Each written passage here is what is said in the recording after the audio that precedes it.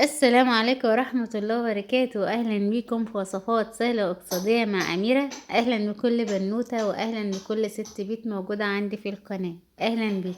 النهاردة بقى جايبالك وصفة حلوة خالص، يعني تنفع فطار أو عشاء أو ممكن كمان تعمليها في نص اليوم. بس تعالوا قبل أي حاجة نصلي على النبي كلنا عليه أفضل الصلاة والسلام. النهاردة بقى هنعمل الشعرية باللبن، طريقة سهلة خالص ومش مكونات بقى كتير ولا اي حاجة. في ناس بتحط كذا حاجة كده وهقولكوا عليها ممكن تضيفوها برضو، بس احنا هنعملها بطريقة بسيطة خالص وابسط من كده مفيش. اول حاجة كده بتحمري الشعرية، كوباية شعرية او كوباية ونص او على حسب الكمية اللي انت عايزاها. بس الوصفة دي ما ينفعش انك تكتري منها لانها بتتاكل سخنة كده، يعني بتقفلي عليها على البوتاجاز وبتاكلي منها على طول.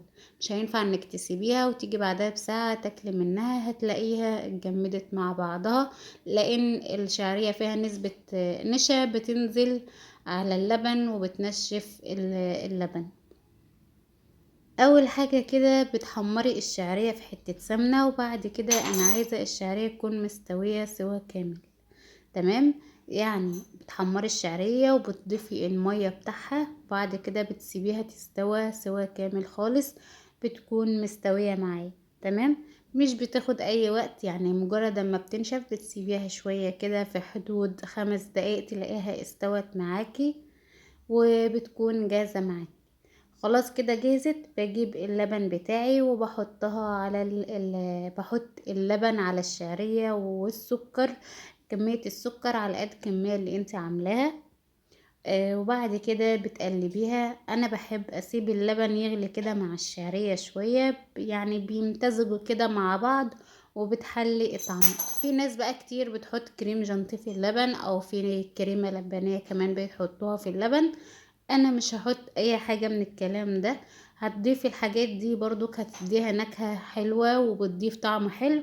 ما عندكش الحاجات دي، كفاية اللبن وهتديكي يعني نتيجة حلوة خالص برضك، وهتبقى نتيجة حلوة معاكي.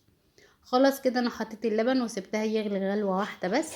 بعد كده بقى بتفضيها في الاطباق بتاعتك.